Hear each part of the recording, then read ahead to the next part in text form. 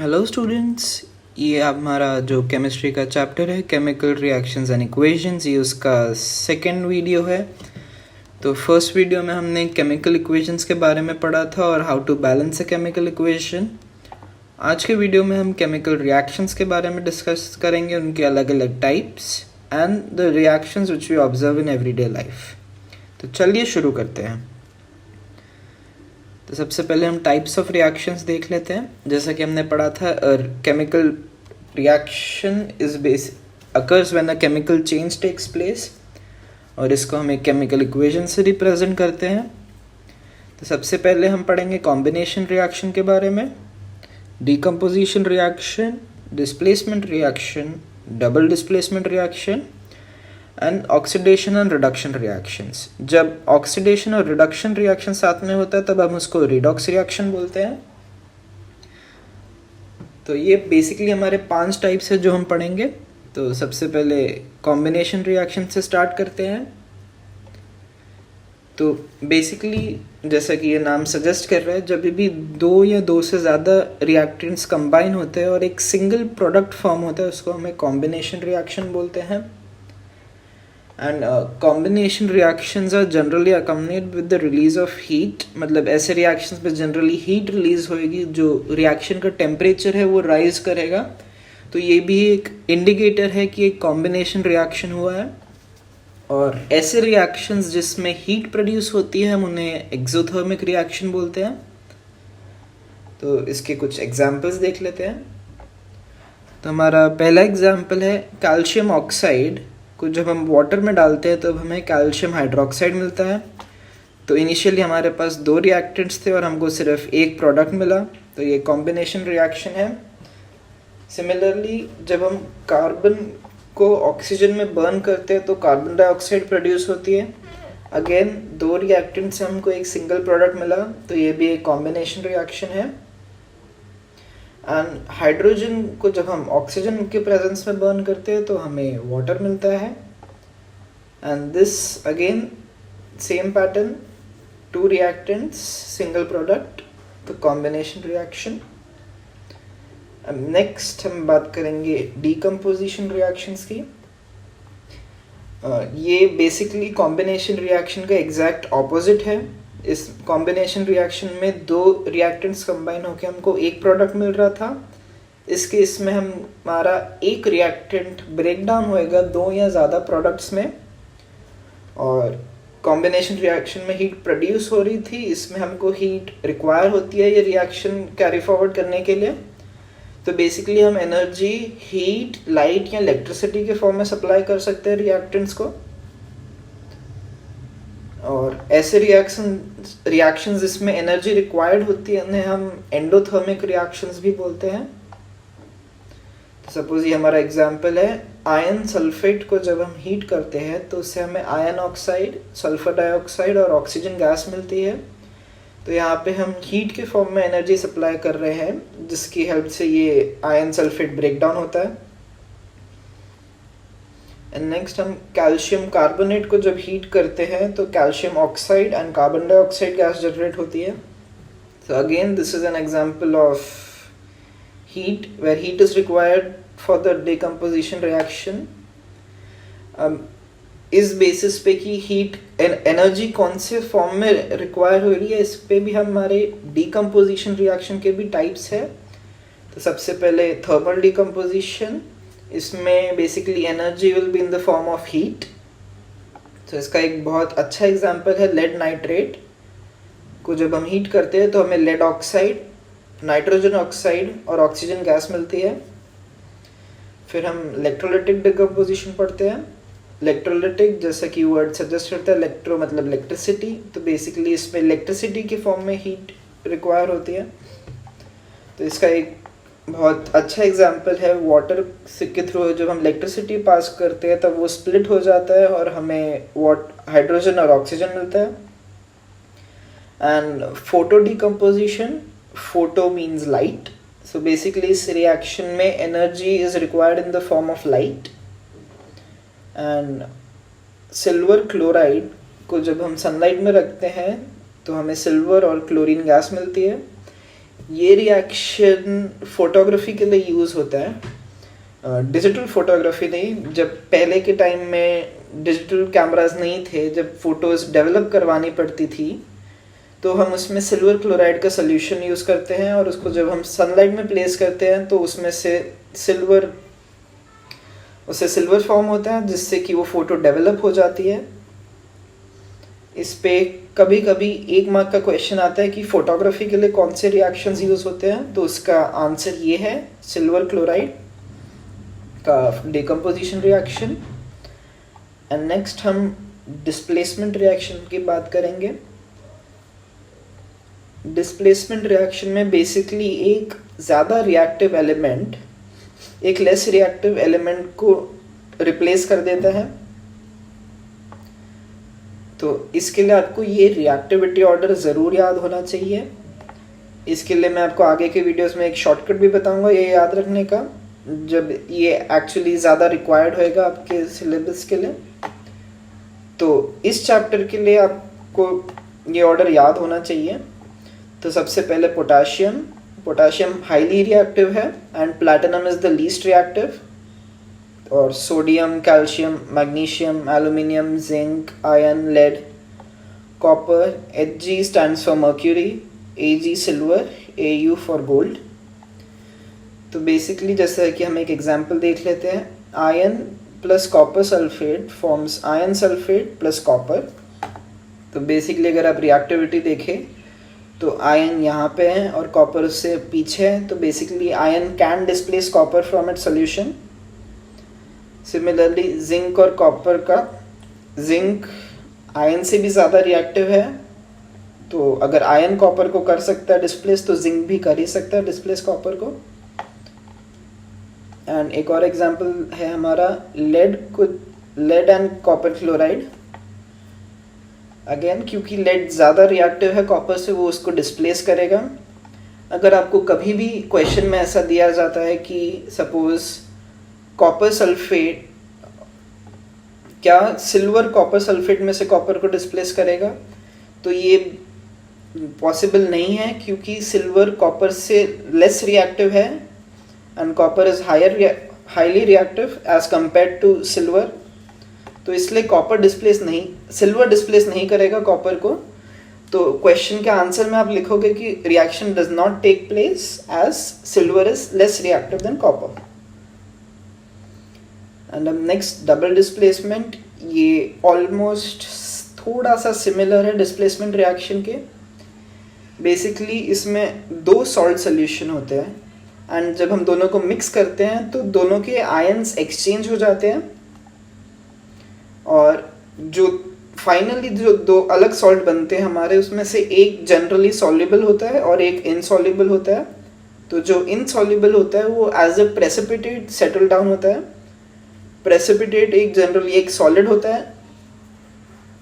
And क्योंकि इस reaction में प्रेसिपिटेट फॉर्म होता है, हम इसको प्रेसिपिटेशन रिएक्शन भी बोलते हैं। तो ये एग्जाम्पल हमने 9th में डिस्कस किया था when we were discussing law of conservation of mass. So basically sodium sulphate and barium chloride को मैंने अगर मिक्स किया तो मुझे मिलेगा sodium chloride and barium sulphate. तो बेसिकली आप देख सकते हैं कि Na एंड Ba ने बेसिकली अपनी प्लेस चेंज की है। तो Ba की जगह Na आया एंड Na की जगह Ba। तो इसमें barium sulphate as a precipitate obtain होता है। प्रेसिपिटेट को हम एक डाउनवर्ड एरो से डिनोट करते हैं। एंड हम फाइनली रिडॉक्स रिएक्शंस डिस्कस करते हैं, जो लास्ट टाइप ऑफ रिएक्शन है। तो इससे पहले हम ऑक्सीडेशन और रिडक्शन डिस्कस कर लेते हैं। ऑक्सीडेशन, गेन ऑफ ऑक्सीजन और लॉस ऑफ हाइड्रोजन। आपको इस बात का ध्यान रखना है कि सिर्फ गेन ऑफ ऑक्सीजन ऑक्सीडेशन नहीं होता, लॉस ऑफ हाइड्रोजन भी ऑक्सीडेशन ही कहलाता है। एंड रिडक्शन इसका एग्जैक्ट ऑपोजिट है, गेन ऑफ हाइड्रोजन और लॉस ऑफ ऑक्सीजन। अब हम ऑक्सीडाइजिंग एजेंट की बात करते हैं। बेसिकली जो भी सब ऑक्सीडाइजिंग एजेंट एक रिएक्टेंट है जो एक दूसरे रिएक्टेंट को ऑक्सीडाइज कर देता है और खुद रिड्यूस हो जाता है। सिमिलरली रिड्यूसिंग एजेंट एक दूसरे सब्सटेंस को रिड्यूस करता है और खुद ऑक्सीडाइज हो जाता है ये। एंड अब हम इसका एक एग्जांपल देख लेते हैं रिडॉक्स रिएक्शन का। एक जब भी ऑक्सीडेशन और रिडक्शन साथ में होते हैं वो एक रिडॉक्स रिएक्शन कहलाता है। तो ये इसका एक एग्जांपल है। कॉपर ऑक्साइड को जब हम हाइड्रोजन गैस के साथ हीट करते हैं तो हमें कॉपर एंड वाटर मिलता है। तो बेसिकली इसमें कॉपर ऑक्साइड रिड्यूस होके कॉपर बन जाता है क्योंकि ऑक्सीजन हट रहा है इसमें से, and hydrogen gets oxidised to water, इसलिए ये ऑक्सीडेशन रिएक्शन है क्योंकि उसमें हाइड्रोजन ऐड हो रहा है। तो ये ओवरऑल एक रिडॉक्स रिएक्शन है। तो अगर आप देखें कि इसमें कॉपर ऑक्साइड रिड्यूस हो रहा है तो जो सब्सटेंस हमारा रिड्यूस होता है वो ऑक्सीडाइजिंग एजेंट है, एंड हाइड्रोजन ऑक्सीडाइज हो रहा है तो वो हमारा रिड्यूसिंग एजेंट है। तो बेसिकली इसमें copper oxide acts as an oxidising agent and hydrogen acts as a reducing agent. इस पे कुछ क्वेश्चंस आते हैं एग्जाम में कि identify the oxidising and reducing agents in the following reaction. तो बेसिकली उसमें आपको आइडेंटिफाई करना है कि कौन सा सब्सटेंस ऑक्सीडाइज हो रहा है, वो आपका रिड्यूसिंग एजेंट होएगा, और जो भी सब्सटेंस रिड्यूस हो रहा है वो आपका ऑक्सीडाइजिंग एजेंट होएगा। एंड अब हम कुछ और एग्जांपल्स देख लेते हैं। जिंक ऑक्साइड को जब हम कार्बन के साथ हीट करते हैं तो हमें जिंक प्लस कार्बन मोनोऑक्साइड मिलता है। इसमें जिंक रिड्यूस हो रहा है टू जिंक ऑक्साइड रिड्यूस हो रहा है to zinc, and carbon is oxidised to carbon monoxide. और एक दूसरा है मैंगनीज डाइऑक्साइड को जब हम हाइड्रोक्लोरिक एसिड के साथ मिक्स करते हैं तो हमें मिलता है manganese chloride, water and chlorine gas. तो इसमें मैंगनीज डाइऑक्साइड से ऑक्सीजन रिमूव हो रही है, तो बेसिकली ये रिड्यूस हो रहा है, and HCl is oxidised to H2O। अब हम oxidation reactions in everyday life की बात करते हैं। So corrosion, slow eating away of metals due to action of moisture and atmospheric gases. आपने नोटिस किया होगा कभी भी अगर आप मेटल ऑब्जेक्ट्स को ऐसे ही ओपन छोड़ दे हवा में तो उस पर एक कोटिंग आ जाती है ब्लैक सी या ग्रे सी, so that is called corrosion. Corrosion का फेमस एग्जांपल है रस्टिंग ऑफ आयरन और tarnishing of silver, and copper जो है वो ग्रीन हो जाता है।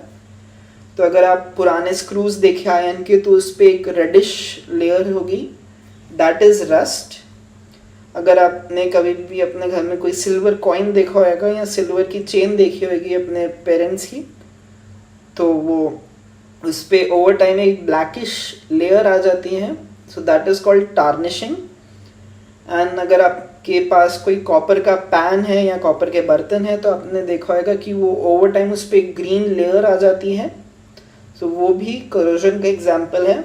अब हम इन तीनों के रिएक्शंस देख लेंगे। तो ion 4Fe plus 3O2 forms 2Fe2O3। तो ये बेसिकली आयन ऑक्साइड फॉर्म होता है जो रेडिश कलर का होता है, और इसको हम रस्ट भी बोलते हैं। एंड अब सिल्वर को जब हम हाइड्रोजन सल्फाइड से वो रिएक्ट करते हैं ऑक्सीजन की प्रेजेंस में तो इससे सिल्वर सल्फाइड बनता है एंड वाटर। सिल्वर सल्फाइड वो ब्लैक कलर की लेयर है जो सिल्वर पे फॉर्म हो जाती है, and copper, water, carbon dioxide और ऑक्सीजन की प्रेजेंस में कॉपर हाइड्रोक्साइड बनता है और कॉपर कार्बोनेट बनता है। ये दोनों का ओवरऑल कलर ग्रीन होता है, ग्रीनिश ब्लू। तो इससे बेसिकली कॉपर का करोजन होता है, और करोजन से मेटल ऑब्जेक्ट्स को काफ़ी डैमेज होता है, तो मतलब car bodies, bridges, ships etcetera. तो इसलिए हम मेटल्स को ट्रीट करते हैं ताकि वो डैमेज ना हो। जैसे आयरन को हम जिंक से कोट करते हैं तो उसको हम गैल्वेनाइजेशन बोलते हैं ताकि आयरन की फर्दर रस्टिंग ना हो, या हम मेटल ऑब्जेक्ट्स को पेंट करते हैं ताकि वो paint basically as a barrier act करे between the atmosphere and metal, या हम मेटल्स को ऑयल भी करते हैं ताकि वो ऑयल भी वो एक प्रोटेक्टिव कोटिंग बना दे वो मेटल के ऊपर। एंड अब हम let's talk about rancidity. Basically oils and fats on exposure to air develop a foul smell and taste. food is said to be rancid and the phenomenon is known as rancidity. तो basically आपने ये wafers के साथ experience किया होगा। अगर आपके पास बहुत टाइम से वेफर्स का कोई खुला पैकेट पड़ा है तो ओवर टाइम उसका टेस्ट चेंज हो जाता है, तो that is due to rancidity. Basically वो वेफर में जो भी ऑयल यूज हुआ था उसको मैन्युफैक्चर करते टाइम वो सब ऑक्सीडाइज हो जाता है, जिसकी वजह से एक स्मेल आती है और एक अजीब सा टेस्ट आता है। तो अब इसको प्रिवेंट करने के लिए काफ़ी मेथड्स है, क्योंकि ये एक डिज़ायरेबल प्रोसेस नहीं है, इससे फूड की लाइफ कम होती है एंड जो मैन्युफैक्चरर है उसको लॉस होता है overall. So antioxidants are added to foods. Antioxidants basically कुछ कंपाउंड्स होते हैं जो ऑक्सीजन के साथ रिएक्ट कर लेते हैं। तो अगर आपने एक सील्ड कंटेनर में एंटीऑक्सीडेंट डाला तो वो कंटेनर की सब ऑक्सीजन को एब्जॉर्ब कर लेगा। तो क्योंकि कंटेनर में ऑक्सीजन नहीं बची तो वो फर्दर ऑक्सीडाइज नहीं होएगा कोई भी fats and oils.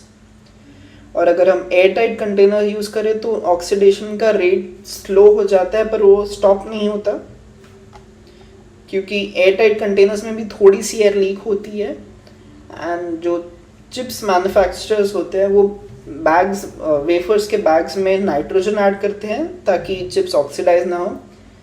I am sure आपने कभी ना कभी कंप्लेंट की होगी कि लेस के पैकेट में चिप्स से ज़्यादा हवा है, वो हवा एक्चुअली नाइट्रोजन गैस है। अगर वो नहीं ऐड करेंगे तो आपको अपने चिप्स टेस्टी नहीं लगेंगे, तो अनफॉर्चुनेटली आपको हवा भी खरीदनी पड़ेगी साथ में। एंड वैक्यूम पैकिंग में बेसिकली हम सब कंटेनर में से सब पूरी एयर एक्सट्रैक्ट कर लेते हैं थ्रू अ वैक्यूम। तो कंटेनर में क्योंकि एयर बचती ही नहीं है तो oxygen is not available for rancidity to take place. अब हम कुछ क्वेश्चंस डिस्कस कर लेते हैं जो भी हमने पढ़ा इसके। तो सबसे इसमें आपको रिएक्शन का टाइप आइडेंटिफाई करना है। मेरा सजेशन ये होगा कि क्वेश्चन देखने के बाद आप वीडियो पॉज कर लें और उसको खुद से सॉल्व करके बाद में अपना आंसर चेक करें। इससे आपकी प्रैक्टिस भी हो जाएगी और आपको बाद में इतना रिविजन नहीं करना पड़ेगा। तो NH3 plus HCl forms NH4Cl। बहुत सिंपल, क्योंकि सिर्फ एक ही प्रोडक्ट बन रहा है और दो रिएक्टेंट्स है, it is a combination reaction. Carbon monoxide plus oxygen forms carbon dioxide. Again दो रिएक्टेंट्स हैं, एक प्रोडक्ट है, तो ये भी एक कॉम्बिनेशन रिएक्शन है। NaCl plus AgNO3 forms NaNO3 plus AgCl। यहाँ पे आयंस का एक्सचेंज हो रहा है, Na और Ag अपनी प्लेस एक्सचेंज कर रहे हैं, तो ये एक डबल डिस्प्लेसमेंट या प्रेसिपिटेशन रिएक्शन है। AgBr forms Ag plus Br2। एक सिंगल रिएक्टेंट से आपको दो प्रोडक्ट्स मिल रहे हैं, तो जैसा कि हमने पढ़ा ये एक डीकम्पोजिशन रिएक्शन है। And Mg plus CuSO4 forms MgSO4 plus Cu। Mg copper को डिस्प्लेस कर रहा है, तो ये एक डिस्प्लेसमेंट रिएक्शन है। And ion oxide plus hydrogen forms ion plus water. तो यहाँ पे आयन ऑक्साइड से आयन फॉर्म हो रहा है, आयन ऑक्साइड से ऑक्सीजन रिमूव हो रही है और वो हाइड्रोजन में ऐड हो रही है। तो ये एक रिडॉक्स रिएक्शन है, क्योंकि आयन ऑक्साइड रिड्यूस हो रहा है और हाइड्रोजन ऑक्सीडाइज हो रहा है। And next, which of the following reactions is और आर इनकरेक्ट। ये चार रिएक्शंस है, इसमें से आपको आइडेंटिफाई करना है कि कौन से रिएक्शंस गलत है, कौन से अकर नहीं कर सकते नेचुरली। तो सबसे पहले हम रिएक्टिविटी सीरीज लिख लेते हैं। Mg plus CuSO4 forms MgSO4 plus Cu। Mg copper से हायर है रिएक्टिविटी सीरीज में, तो ये रिएक्शन होगा। Copper plus silver nitrate forms copper nitrate plus silver. Copper भी सिल्वर से हायर है रिएक्टिविटी सीरीज में, तो ये रिएक्शन भी होगा। Silver plus lead nitrate forms silver nitrate plus lead. Silver lead से लेस रिएक्टिव है, तो ये रिएक्शन नहीं हो सकता, तो इसमें हमको कोई प्रोडक्ट नहीं मिलेगा। And sodium plus potassium sulphate form sodium sulphate plus potassium. हमने देखा था कि potassium is the most reactive metal, तो ये रिएक्शन तो कभी नहीं हो सकता, तो again no reaction. Identify the oxidising and reducing agents in the following reactions. आपको कुछ रिडॉक्स रिएक्शंस दिए होंगे और आपको आइडेंटिफाई करना है कि उसमें से कौन सा ऑक्सीडाइजिंग एजेंट है और कौन सा रिड्यूसिंग एजेंट है। तो carbon dioxide plus hydrogen forms carbon monoxide plus water. तो बेसिकली यहाँ पे कार्बन डाइऑक्साइड में से एक ऑक्सीजन रिमूव होके हाइड्रोजन में ऐड हो रही है, तो हमारा हाइड्रोजन ऑक्सीडाइज हो रहा है, इसलिए वो रिड्यूसिंग एजेंट जैसे एक्ट करेगा। और कार्बन डाइऑक्साइड रिड्यूस हो रही है, इसलिए वो ऑक्सीडाइजिंग एजेंट है। And ion oxide plus carbon monoxide forms ion plus carbon dioxide. Again ion oxide में से ऑक्सीजन रिमूव हो रही है और कार्बन मोनोऑक्साइड में ऐड हो रही है, तो हमारा आयन ऑक्साइड रिड्यूस हो रहा है, इसलिए वो ऑक्सीडाइजिंग एजेंट है। कार्बन मोनोऑक्साइड ऑक्सीडाइज हो रहा है और वो रिड्यूसिंग एजेंट है। इसी के साथ हमारा ये चैप्टर ख़त्म होता है। नेक्स्ट वीक में हम हमारा नेक्स्ट चैप्टर शुरू करेंगे जो है एसिड्स बेसिस एंड सॉल्ट्स। अगर आपको ये वीडियो पसंद आई तो ज़रूर लाइक करें और अपने फ्रेंड्स के साथ शेयर करें ताकि उनकी भी पढ़ाई में थोड़ी हेल्प हो जाए। अगर आपको कोई भी डाउट्स है तो प्लीज़ उन्हें कमेंट सेक्शन में छोड़ें। I will try to solve all your doubts. And अगर आपके पास हमारे लिए कोई सजेशंस है तो उसको भी आप कमेंट सेक्शन में छोड़ सकते हैं। Bye, see you letter.